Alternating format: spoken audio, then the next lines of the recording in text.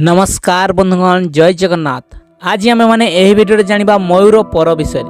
मयूर पर फ्रेम लगाइले बा मयूर पर क्यों स्थान रखिले आमर सुख समृद्धि एवं घर को आसुथिबा दुर्भाग्य दूर होता है एवं धन तथा आर्थिक समस्यार वृद्धि होता है। तेबे जानतु सठिक स्थान मयूर पर रखिबार। एमितिरे तो मान्यता रही जे मयूर पर द्वारा मनुष्यर भाग्य बदली थाए एवं धन संपत्ति मध्य प्राप्त होता है। मयूर एक अति सुंदर पक्षी अटे एवं मयूर को जातीय पक्षी बोली घोषित करा जायछि।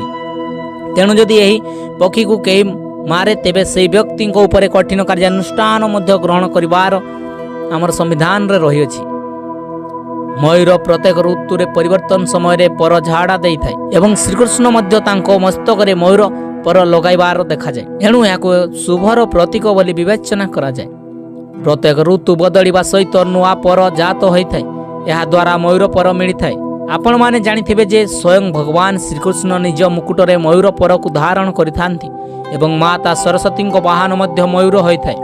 मयूर कार्तिक वाहन होइथाए एवं इंद्रदेव मयूर पर सिंहासन रे बसंती। तेणु एही वीडियो को संपूर्ण देखिबा पूर्व आपण जदि चैनल रे नुआ अछंती तेबे निश्चित रूपे चैनल को सब्सक्राइब करनियंतु। अर्थात कहबा को गले मयूर एवं मयूर पर अत्यंत पवित्र अटे एवं एथिरे अनेक दैवी शक्ति निहित रहिथाए। आज आम आपण को मयूर पर द्वारा निज जीवन को किभली बदलाई पारिबे से विषय रे कहबा। ज्योतिष शास्त्र एवं वास्तुशास्त्र रे मयूर पर को अत्यंत खास मना जाइछि। शास्त्र अनुसार मयूर पर अनेक लाभ रही अछि। मयूर पर द्वारा कौनसी उपाय करिबा समय रे भगवान कृष्ण नाम निश्चय नियंतु। यह द्वारा कार्य रे सफलता मिलिथाए। तेबे आज आम मयूर पर 5टी लाभ विषय रे जानिबा। 1 तेबे प्रथमे उपाय अनुसार 7टी मयूर पर किणंतु। तापरे सही 7टी मयूर पर को व्यवहार करी एक फोटो फ्रेम बनाई नियंतु। मात्र फ्रेम रे असली मयूर पर ही लगांतु। वर्तमान यही फ्रेम को सही स्थान रे लगांतु जेउंठी आपण निज परिवार लोकंक सहित अधिक समय बसाबस करथांती। सही फोटो फ्रेम को आपण पूर्व दिग रे लगांतु। यह द्वारा घरे धन दौलतर वृद्धि होइथाए। कौनसी कथारे कौनसी चिंता प्रकट हुए नहीं। परिवार रे स्नेह प्रेम बढ़ी थाए। 2 स्वामी स्त्री मध्य रे एते प्रेम बढ़ी थाए जे जार कल्पना सुधा आपण करि परिबे नाही। जदि आपणक संपर्क रे सब बेले तिक्तता रहउची, सब बेले कଳି झगड़ा हेउची किबा आपणकर स्वामी कोनसी अन्य महिलांक प्रति आकर्षित होउचंती तेबे 2 जोड़ा मयूर परकु फ्रेम रे लगाई आपण बसुथिबा पार्श्व रे लगाई दियंतु। एपरि करिबा द्वारा धीरे धीरे आपणकर स्वामी आपणकर प्रति आकर्षित हेबे।